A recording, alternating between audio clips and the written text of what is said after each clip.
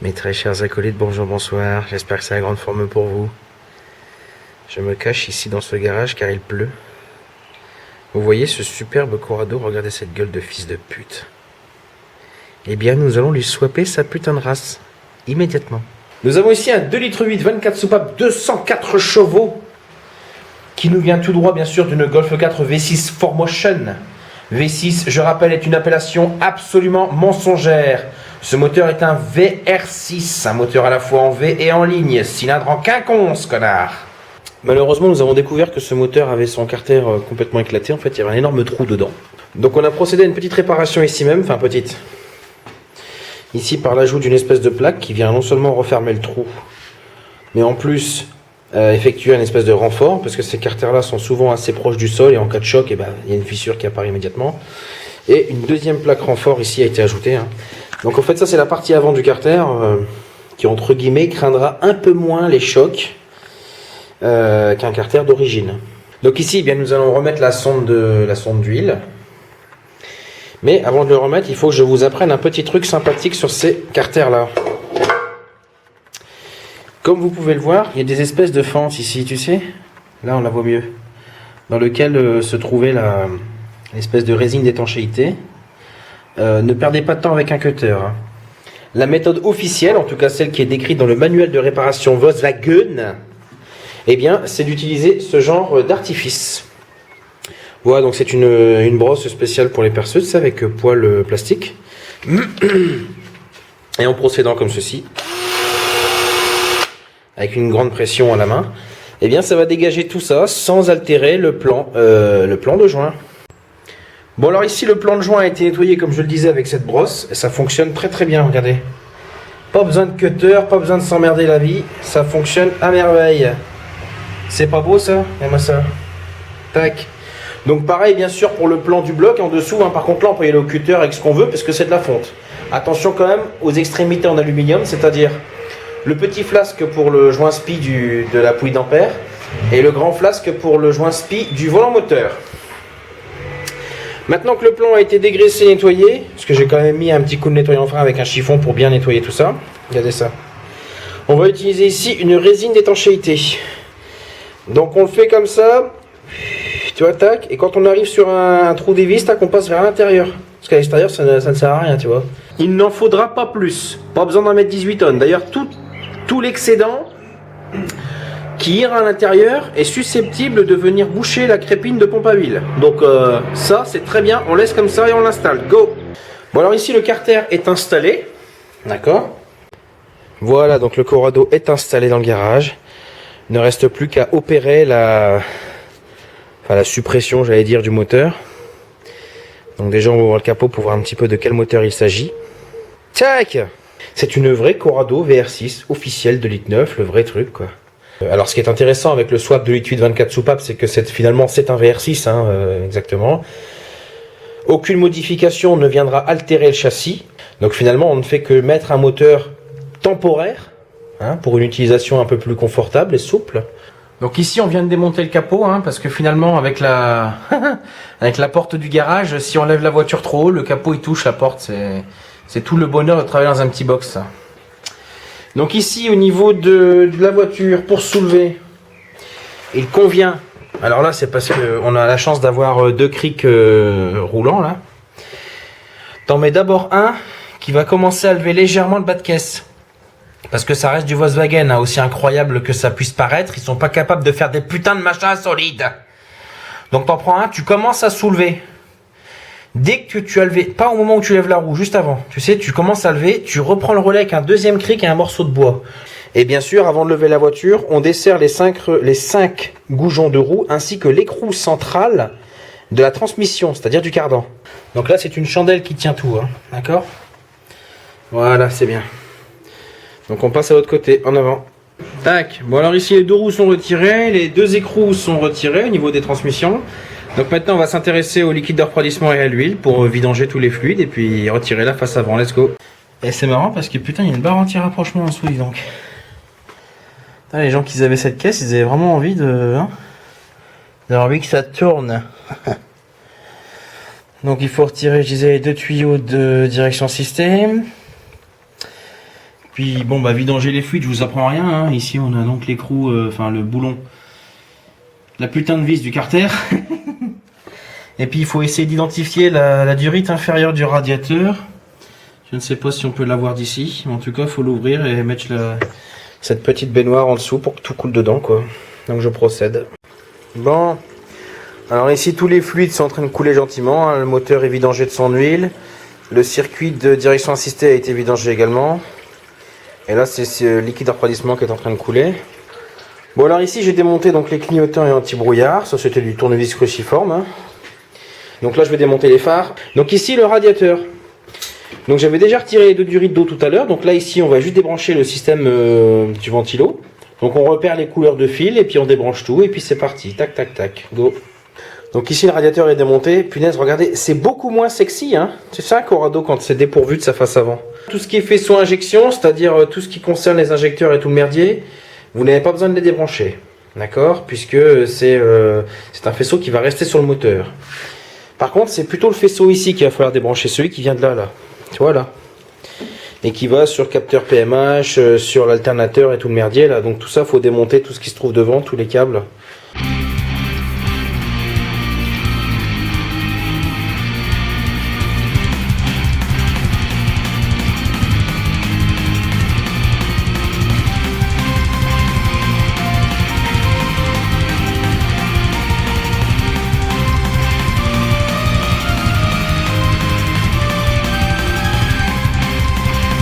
Hop là.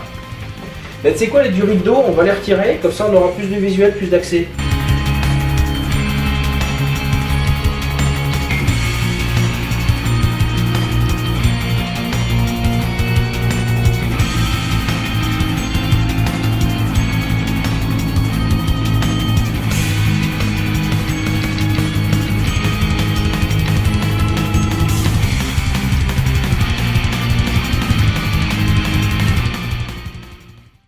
Voilà.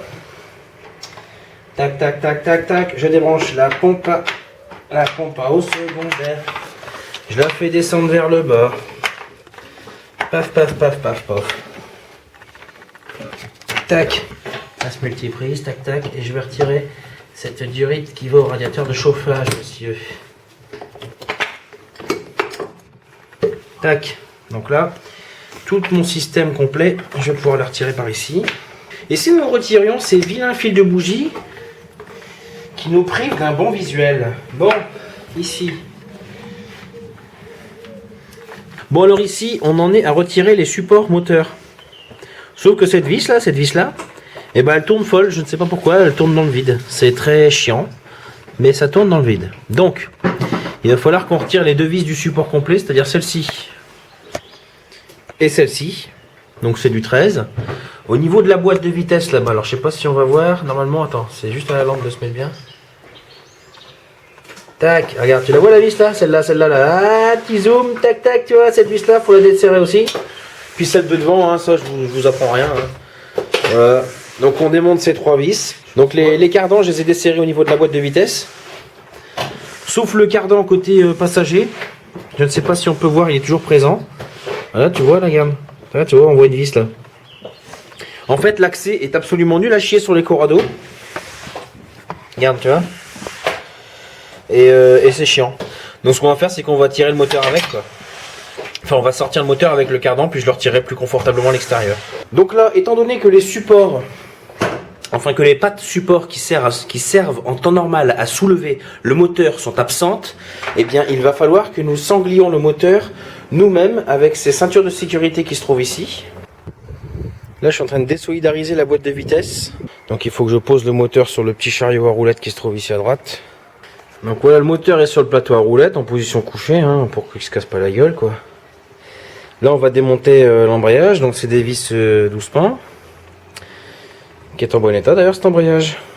Donc là ici pour desserrer les vis du volant moteur, étant donné qu'elles sont serrées à un certain couple assez important, j'ai bloqué ici la poulie, bloqué. Tu vois, j'ai mis un cliquet qui ne peut pas tourner parce qu'il est contre le chariot, tu vois. Avec une douille de 27.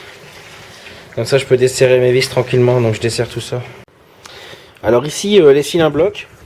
La raison pour laquelle on avait extrêmement du mal, ça se dit ça, extrêmement du mal? La raison pour laquelle on avait un mal de p... Ah, c'est mieux dit comme ça.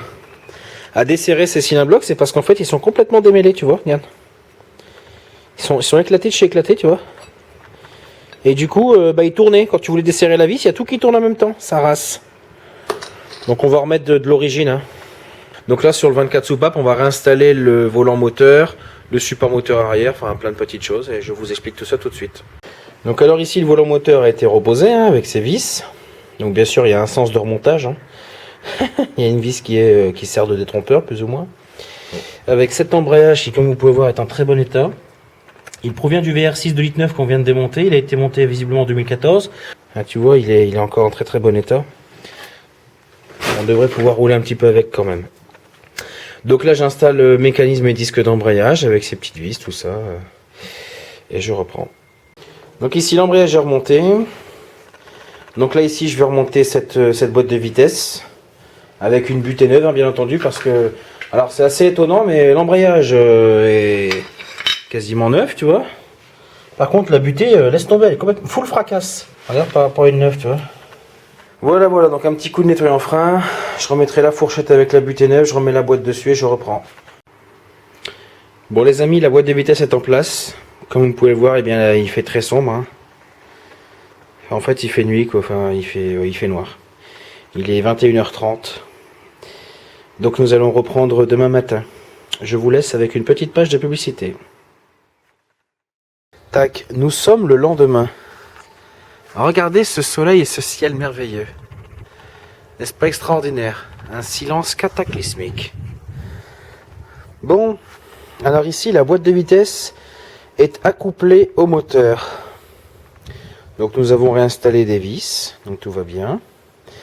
Désormais, on va s'intéresser au support moteur avant, qu'il a donc fallu modifier.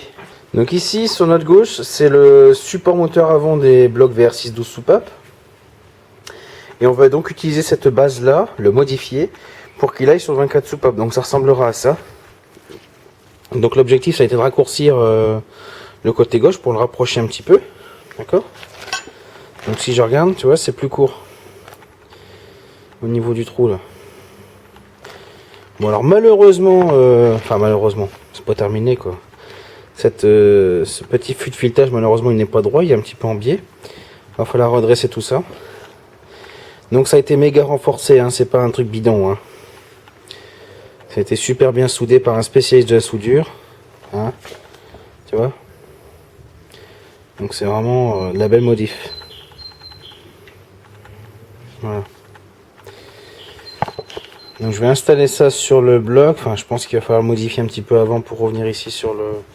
revenir droit. Et on va pouvoir installer ça. Donc alors ici on va démonter le collecteur d'échappement, qui n'a plus aucune utilité puisque ce n'est pas le même bien entendu. Alors ici le collecteur d'échappement est retiré, bon pour ce qui est de la ligne on verra ça plus tard. Maintenant on va devoir retirer le faisceau injection on va dire. Hein. Tout ce qui est éclairage, tout ça on laisse, on ne retire vraiment que les prises qui sont liées au faisceau injection. C'est-à-dire ici la prise du canister, la prise du débitmètre. Là on a la prise de son lambda, celle du... les prises dedans, ça c'est le capteur de cliquetis. Ensuite le faisceau, on va le récupérer là-bas. Et en fait il faut suivre le faisceau, tout doucement, et récupérer chaque prise. D'accord ? Donc on y va, on va faire ça. Donc ici on a fait un petit peu de ménage du côté gauche. Les tuyaux de carburant bien sûr ça reste. Ok. Ce système ici, alors l'électrovanne, on va essayer de faire en sorte, je ne sais pas si cette bobine a la même valeur ohmique que la bobine qui se trouve sur le réservoir à charbon de la Golf 4. Donc pour l'instant, ne sachant pas si on peut gruger, on va le laisser là. Si éventuellement on ne peut pas, on mettra le réservoir de Golf 4 et auquel cas il faudra retirer tout ce circuit, ainsi que ce filtre à charbon ici. Donc pour l'instant on le laisse, ne sachant pas ce qu'on en fait. Ici, le faisceau rentre là-dedans, forcément on a la prise du calculateur. Donc ici pour plus de confort de travail, on va retirer donc la patte sur laquelle est fixé le vase d'expansion. Donc c'est deux écrous de 13, en plus on aura aussi ce relais qui va être retiré, donc on aura plus de visuel. Let's go. Donc ici, comme vous pouvez le voir, j'ai retiré donc l'espèce de bocal lave-glace qui se trouve là-bas. La patte support dont je viens de vous parler. Et maintenant, on va y voir beaucoup plus clair au niveau donc des faisceaux électriques. Parce qu'il y a des choses qui vont rester et des choses qui ne vont pas rester. Donc ici, il y a plusieurs faisceaux qui sont séparés, vu qu'on est sur de l'OBD1. Le faisceau moteur se trouve ici. Donc il a bien été isolé, on va dire. Il ne reste plus qu'à le retirer de la boîte à fusibles et ce sera bon. D'accord, donc là, il est en entier. Donc ici, il n'y a plus rien en fait. Hein. Donc comme vous pouvez voir, j'ai pris un pinceau pour nettoyer parce que c'était vraiment pas très propre quoi. En même temps, c'est pas des endroits où on a accès tous les jours. Donc on va en profiter pour faire un gros coup de propre ici. Tac. C'est quand même un petit peu plus propre. Bon, c'est pas du grand art non plus, malheureusement. Ici, donc c'est de la rouille superficielle, mais on va quand même brosser et traiter, hein, pour que ce soit quand même propre. Ensuite, on va faire la même chose de ce côté-là, hein, gros nettoyage. Gros nettoyage. Ça fait plaisir de voir quand même que c'est pas trop, c'est pas abîmé, c'est pas tabassé, tu vois. Donc un gros coup de nettoyage là-dessus aussi. Go. C'est bien plus propre que ça ne l'était tout à l'heure. Hein. Punaise, c'est... Waouh. Donc là, on va faire passer la descente d'échappement. Pourquoi? En fait, sur ce moteur-là, c'est deux catalyseurs de cette manière-là, tu vois. Soit ces raccords étaient bons et c'est pas le cas. On aurait pu séparer, tu sais, donc on aurait mis juste la descente. On aurait même pu la mettre après que le moteur soit dedans. Mais là, vu l'état dans lequel c'est, reste tomber. Donc on est obligé de passer cet artifice exactement comme c'est là. À l'intérieur de la bagnole tout de suite. Enfin, entre la crémaillère de direction et le châssis, quoi. Donc on va faire passer ça tout de suite. On va voir si ça va passer déjà. Donc on va essayer, puis on vous dit quoi. Go. Donc ici, super bonne nouvelle, ça passe, mais alors, pile poil. Par contre, en temps normal, sur ces deux catalyseurs, il y a une protection thermique. Donc avec la protection thermique, c'est certain, ça ne passe pas. Vu que là, ça passe vraiment au millimètre, quoi. Donc là, tu vois, c'est bon. Donc on va continuer à le faire pénétrer. Et quand ça sera plutôt bien en place, eh bien on vous dira quoi, on vous montrera en avant. Et voilà, donc c'est passé nickel, tu vois. Ah, ça pend là-bas derrière. C'est parfait. Donc là, j'ai remis les supports moteurs neufs, forcément, parce que ceux d'avant, les renforcés. Comme je l'ai dit, ils sont sortis avec le moteur, c'était laisse tomber. Donc, eh ben, ça se passe bien cette affaire. Ici c'est propre, on va pouvoir faire repasser donc le faisceau des phares et tout ça, ainsi que les tuyaux de carburant. Faire un peu d'oxygène. On va remettre tout ça et puis je pense qu'on va pouvoir rentrer ce moteur. Hein. En fait, on est obligé de rentrer le moteur pour pouvoir reposer la voiture par terre, pour pouvoir sortir la voiture du garage, ouvrir la portière et s'attaquer au faisceau. Et ouais, c'est un métier, les amis. Donc on y va, c'est parti. J'ai retiré les écrous qui maintenaient les espèces de brides là, qui elles-mêmes tenaient le tuyau de direction assistée, pour pouvoir mettre moteur boîte, mais hyper confortablement, tu vois. Le cardan côté conducteur, il est toujours présent. On fera attention à ça. Alors ici, sur le 24 soupape, en fait, les deux filetages qui se trouvent ici à droite sont utilisés en temps normal. Donc les filetages sont propres, les fûts de filetage sont propres. Par contre, ces deux filetages-là posent problème puisqu'ils n'ont pas été utilisés et forcément, ils se sont oxydés. Donc il convient, avant de serrer la vis et de forcer et de tout foirer comme un imbécile, eh bien de tarauder pour refaire convenablement le filetage. Et dégager en tout cas la rouille qui s'est installée. L'objectif c'est d'installer ce support là. Ce support là c'est un support des VR6 12 soupapes traditionnels, d'accord? Donc pour ce faire ici on va utiliser donc un tarot, c'est du M10 par 1,5, du pas assez large. Donc on y va, on insère ceci dedans et on mouline. Donc voilà, ça a été taraudé, j'ai testé la vis, ça rentre nickel dedans, c'est parfait. Donc là on installe le support en avant. Voilà, le moment X est venu. Donc ici on rentre le moteur, ça se passe très très bien, tout va bien, mais bien de chez bien. Là ici le support il est sur le point d'aller à sa place sans aucun... Tout va bien, tout va bien. L'autre côté c'est pareil. Tu vois, regarde. Je sais pas si tu vois grand chose. Tu vois, il était déjà dessus carrément. Tac. Donc là on va installer la traverse avant pour que le support avant puisse se poser tranquillement. On se reposera tout, nickel, parfait. Tac. Donc ici le moteur est posé dans la voiture. J'imagine que ça saute aux yeux. Il est soulevé du côté droit, on va dire, côté gauche. Hein. Enfin, il est soulevé sur ce côté-là, là. Et en fait, c'est parce que le compresseur de clim est complètement posé sur la traverse, tu vois. Donc il va falloir magouiller, en fait il va pas falloir magouiller, il va falloir le dégager le compresseur. C'est quand même beaucoup plus aéré sans ce compresseur de clim, hein, qui ne servira à rien d'ailleurs. Donc ici je suis en train de remettre les tuyaux de direction assistée. Donc j'ai mis le tuyau on va dire de dépression, hein, celui qui apporte le liquide du bocal. Et maintenant je vais mettre celui-ci. C'est le tuyau en dur là. Donc il y avait une fixation sur la boîte de vitesse. Et je vais le remettre là. Donc je procède les amis. Et je reprends.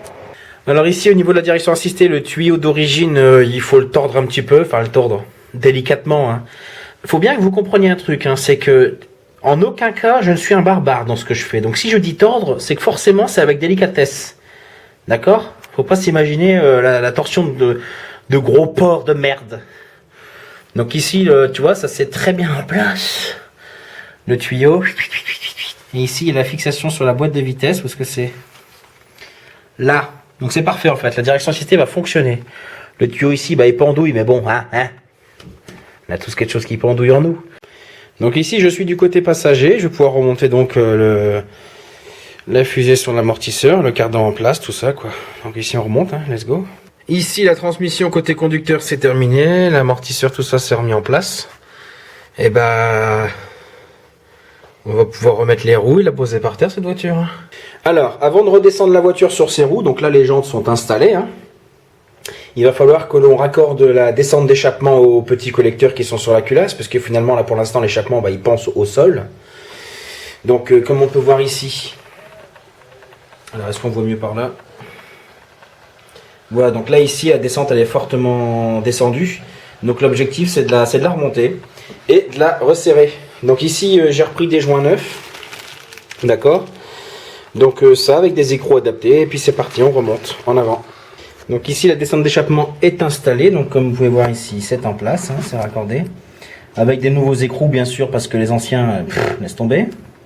Donc voilà ce que ça donne la ligne d'échappement vue d'en dessous. Donc ça rentre parfaitement dans le tunnel, hein. Il y a franchement à l'aise. Hein. Hop là.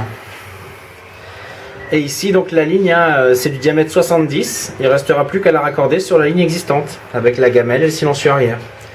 Eh bien c'est parfait ça, impeccable. Allez hop, on redescend la voiture, c'est parti. Regardez-moi cette bête. Ah, à vrai dire, même sans face avant, elle a un peu de charme hein, quand même cette voiture. Bon alors ici bien sûr on va ouvrir la portière conducteur et puis on va s'intéresser un petit peu au faisceau hein, du coup. Faisceau qui se trouve là-dessous. Derrière la boîte à fusibles. Donc je mets le tapis sous mes pieds. Voilà, hop. Donc la boîte à fusibles, hein, je sais pas comment c'est fait chez vous, mais ici elle est accrochée de manière normale j'ai envie de dire. Donc je la décroche et je vous montre quelles sont les prises qu'il faut débrancher pour libérer le faisceau. Injection, let's go. Tac. Donc ici on voit pas grand chose, hein. On dirait qu'on se trouve à l'entrée d'une grotte. Ou plutôt ouais, à l'entrée d'une grotte, mais enfin bon bref. Donc ici il faut qu'on retire la petite prise marron, celle-ci, avec les deux fils, hein, le gris blanc et le jaune. Donc on débranche ça pour l'instant. Donc ici il y a un fil marron très rouge qui vient se brancher sur une petite prise blanche avec un fil marron très blanc. Donc ici on avait un fil rouge très noir qui arrive sur une petite prise rouge avec un fil noir très rouge. Ensuite on a ici deux fils, donc un bleu très rouge et un vert uni, enfin un vert seul quoi, qui arrive sur une prise jaune avec deux fils de couleur similaire, donc ça aussi on débranche. Voici donc toutes les prises qui ont été retirées de l'espace boîte à fusibles, hein, parce qu'il y a également des prises qui n'étaient pas forcément raccordées à celle-ci. Voilà. Donc voici un visuel, en fait un screenshot éventuellement. Donc là nous avons le faisceau dans sa totalité, enfin le faisceau injection en tout cas, d'accord. Voilà, voilà. Bon mes acolytes, alors ici on va magouiller un système de ventilation, puisque comme vous pouvez le voir avec le circuit d'eau là, le ventilateur ne peut plus être côté moteur, il faudra absolument le mettre côté pare-choc on va dire. Donc il va falloir des ventilateurs qui soufflent, c'est-à-dire des ventilateurs qui soufflent, hein, et non pas des ventilateurs qui aspirent la chaleur vers le moteur. Donc après avoir fait diverses recherches très rapides, parce que voilà, j'avais pas trop le temps, il s'avère que des ventilateurs soufflants, eh bien il en existe sur 406 coupés, d'accord, mais ils sont beaucoup trop gros, ils sont gigantesques en fait. Et ceux-là viennent d'une 205 Turbo D ou 205 GTI, enfin c'est un modèle qui est très très répandu, d'ailleurs on les a payés peut-être 20 € sur internet, donc c'est 3 fois rien. Ils sont alimentés séparément tous les deux, à la différence de celui de Corrado qui était alimenté seul et qui ensuite faisait tourner le deuxième par l'intermédiaire d'une petite courroie. Donc ici l'objectif ça va être de récupérer ce châssis métallique qui est adapté aux fixations du radiateur et sur lequel on va venir raccorder en fait les deux ventilos là-bas. Donc ça va être notre opération du moment. Donc je regarde si ça fonctionne et si c'est bon, bah, je vous file le truc quoi, tout simplement. En avant. Et ben ici c'est parfait. D'accord, c'est au millimètre, hein, mais il n'y a pas de souci, c'est impeccable. Toutes les fixations pourraient être remises en place, d'ailleurs elles vont l'être. Hein. Tu vois ici, tac, et là-bas.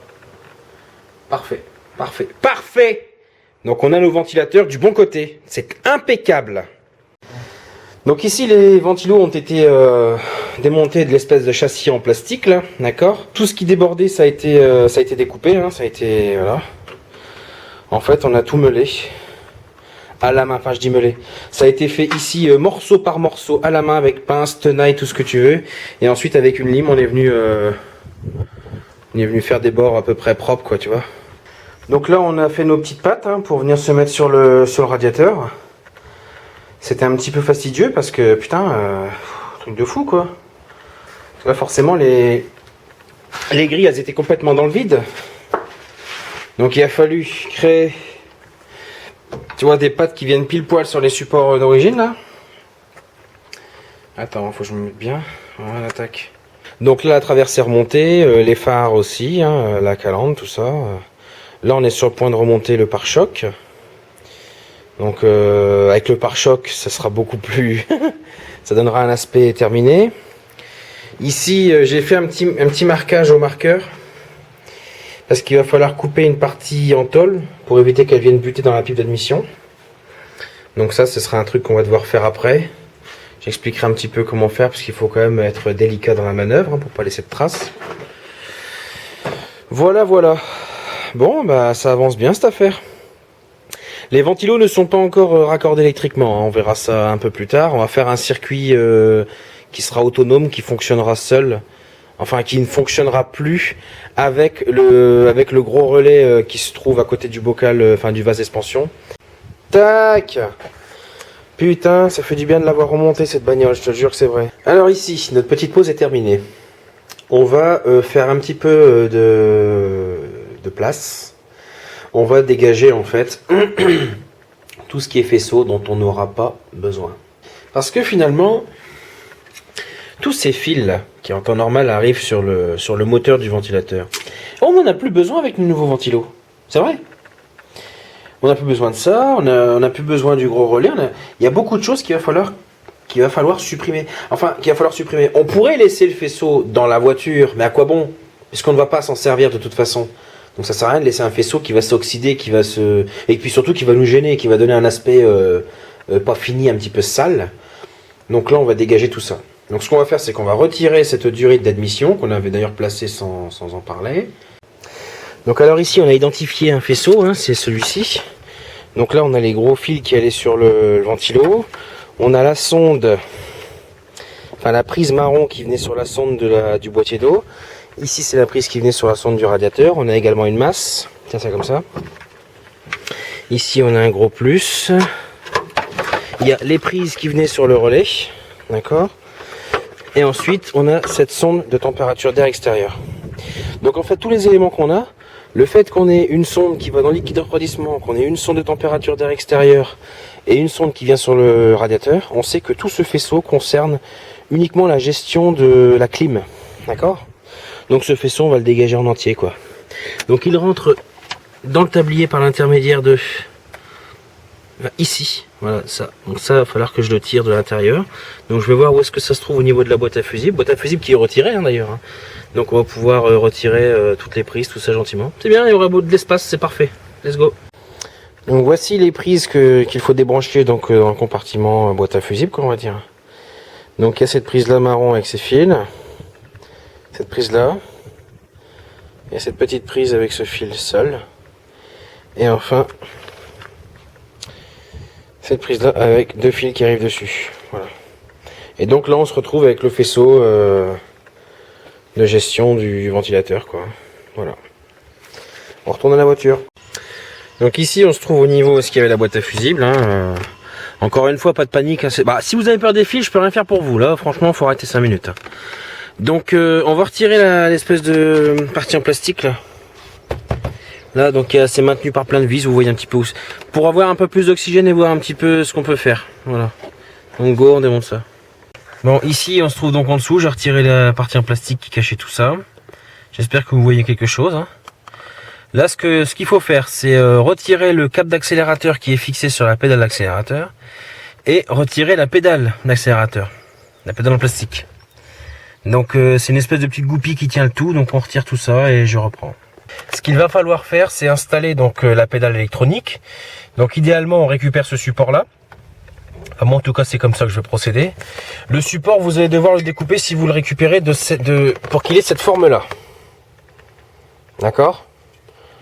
Chaque découpe a son utilité, hein, ça n'a pas été fait dans le vide. Ok.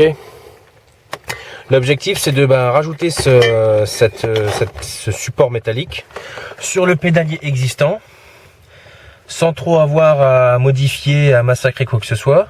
Donc cette partie là métallique, où est-ce que vous voyez la flèche, il faut la plier légèrement. Ou la découper, mais bon, plier c'est mieux parce que le pédalier au moins on le flingue pas.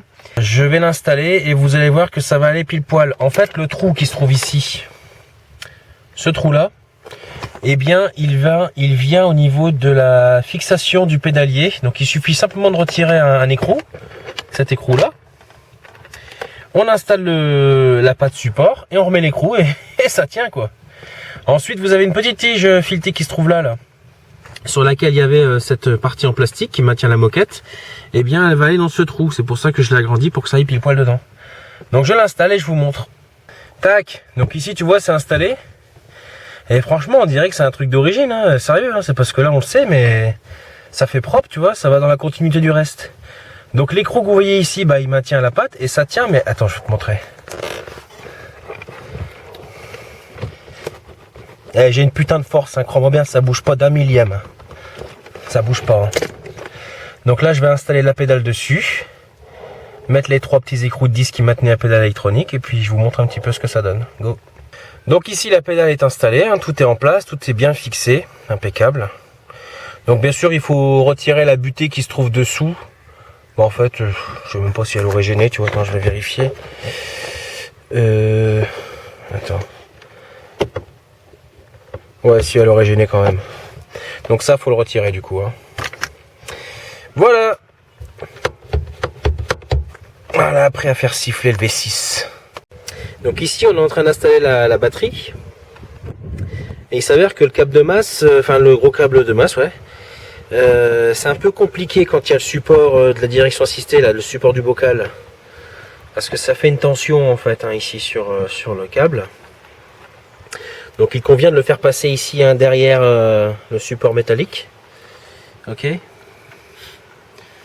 Comme ça, ça marche. Hein. Je sais pas ce que ça va donner avec le bocal lave-glace, mais bon, de toute façon le lave-glace on peut le mettre à gauche il n'y a plus rien maintenant. Donc voilà, on fait comme ça, on remonte tout, go. Alors là, je vais dire que c'est l'étape qui fait peur aux gens, mais franchement, c'est faux. Enfin si, c'est vrai que ça leur fait peur, mais il n'y a aucune raison. Et je dis pas ça pour faire genre le big boss, ouais moi j'y arrive.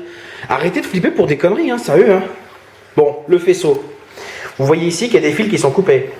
Puisqu'il y a des éléments qui ne seront point alimentés au travers de notre swap. Puisqu'il faut bien savoir que ce faisceau que vous avez droit devant vous, c'est le faisceau de la voiture. Donc le faisceau de la Golf 4 V6. Et il faut savoir que ce faisceau est en une seule pièce. Donc vous avez les haut-parleurs, les fiches de l'autoradio, comment ça s'appelle, les feux arrière, l'allume-cigare, la clim, enfin tout, un tas de choses qui ne servent strictement à rien, en tout cas dans notre swap. Donc il y a des prises qu'il faut couper, bien sûr. Je ne vais pas m'amuser à vous dire quelles sont les prises qu'il va falloir couper, parce qu'une fois que j'aurai les gants et que j'aurai les mains dans les faisceaux, parce qu'en fait ce qui se passe c'est qu'une fois qu'on retire cette espèce de scotch, c'est extrêmement collant. Et c'est pour ça qu'il faut utiliser ici des gants, tu vois. Donc gants, cutter, un petit tournevis pour tout ce qui est les parties plastiques. Où est-ce que je peux vous en montrer une pour voir éventuellement? Comme par hasard, il n'y en a pas en vue. Enfin, des fois, tu as des espèces de petites parties en plastique qui font un T, tu sais, qui relient deux faisceaux ensemble. Donc petit tournevis, la pince coupante pour couper les fils qui ne servent à rien. Et je vais plutôt vous montrer les prises qu'il va falloir conserver sur le faisceau, d'accord? En vous expliquant ce qu'elles alimentent et à quoi elles servent. Donc c'est parti pour 1h30 de bonheur absolu, messieurs, dames.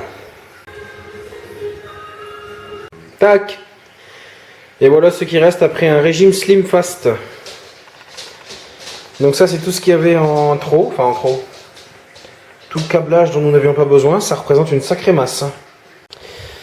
Alors ici, donc là on est parti moteur bien sûr. Hein. On va devoir remettre ce faisceau là. Alors il n'y a pas de gaine, il n'y a pas de scotch, il n'y a rien pour le moment. Parce qu'on n'a pas encore défini l'emplacement de chaque prise, de chaque élément, etc. Donc pour le moment ça reste un petit peu tout feu. Ensuite, comment on va s'organiser?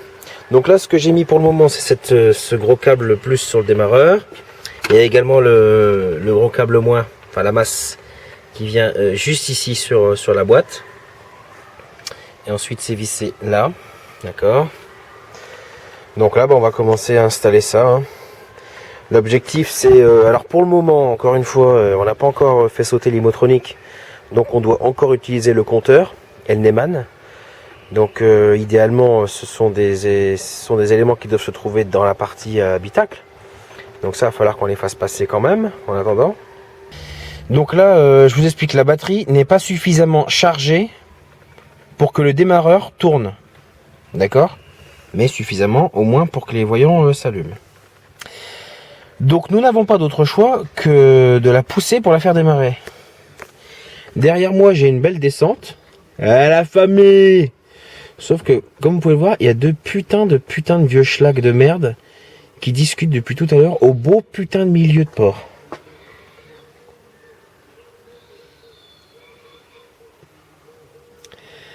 Donc il faut attendre que ces deux personnes aient fini de raconter leur putain de vie sexuelle. Exactement. Et ensuite on pourra pousser la voiture en marche arrière avec l'incertitude totale de l'avoir démarré. Bon mes acolytes, alors ici le moteur est en marche. Donc on l'a démarré tout à l'heure.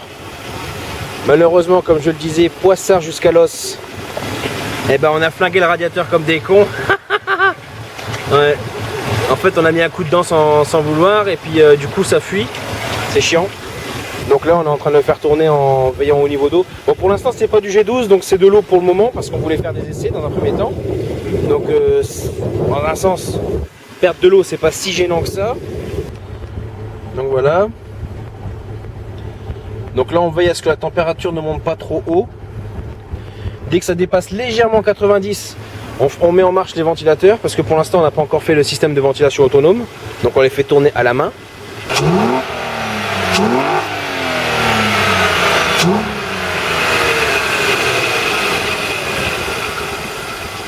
Voilà.